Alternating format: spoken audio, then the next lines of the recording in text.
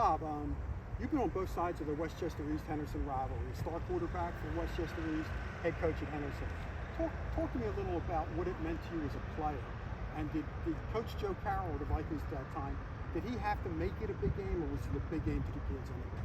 Well, first of all, I think star quarterback's a loose term with all the guys that I had around me. But yeah, I think traditionally this is a huge rivalry. I don't think the coaches needed to hype it up more than it was.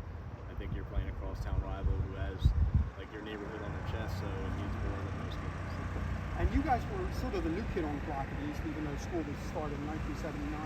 Was there that feeling of being an underdog or anything against the established Henderson school? I think with the 4 years that I was there, it was up and down, right? I think that with the Matt McGreevy years, it was back and forth, and then I think my junior year was Henderson, and then my senior year we had it. It's always a battle. It's up and down. Right. As head coach of Henderson now, the Warriors, do you stress it to the kids, or you don't have to? They want to play East. So naturally, they want to play East. We're more of a process-driven team, so we try to go into every game with the same mentality and same look. But you can't take away the hype and the tradition and the history of this game. So. Is this still the big game? I know Ruston came on board in 2004, 2005, and I know they've been part of the rivalry. But is Westchester East, Westchester Henderson still the Westchester game? So I think to me that's based on perspective, and in my opinion, I would say East and Henderson still the rivalry. And that's not taking anything away from Ruston.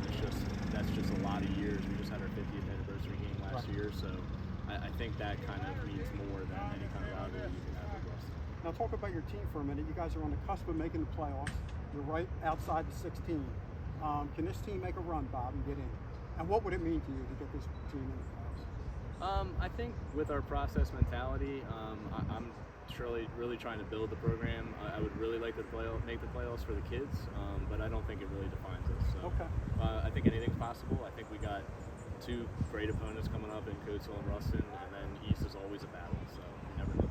Okay. Thank you. Thank you, Bob. Appreciate it. No problem. Good luck. Thank you.